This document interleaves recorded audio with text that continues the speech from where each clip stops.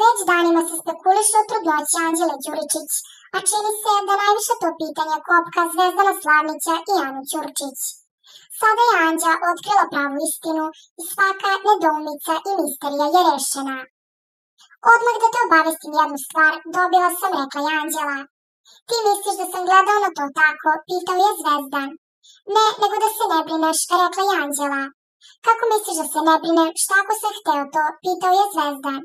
Ne znam šta si mislio pod tim, nisi se nikada tako izjasnio, rekla je Anđela. Zašto misliš da nisam hteo? Izjasnio sam se, ali je trenutno takva situacija, trenutno takva da ne bi pričao sa tobom. Ne treba da mi kažeš tako, kao da sam zbog toga presrećan, treba da imaš malo empatije za mene, rekao je Zvezdan. Ja da imam empatije, ja nisam imala više empatije ni prema kome, rekla je Anđela. Ovo što si rekla je ogromno, jasna si mi ti, ali mi je malo bez veze što si to rekla, rekao je Zvezdan.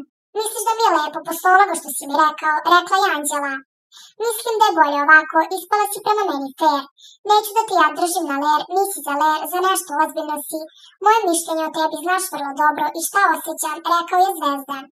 Samo sam ti ovako odgovorila jer nisi došao sa strane da mi kažeš mogao si, kao što ideš kod nekog drugog. Zanima me samo kako si, da li ti nešto treba i to je to i da te vidim nasmejanog, rekla je Anđela. Dobro, hvala, mene zanima kako si ti, rekao je Zvezdan. Nisi me pre par dana pitao kako sam, ali dobro, ne zameram ti, rekla je Anđela. Rekao sam da ne završavam komunikaciju nego odnos, rekao je Zvezdan. Iskreno da ti kažem, neću ti prilaziti, ne želim da ti otežavam, tako da ne očekuj da ti priđem, rekla je Anđela.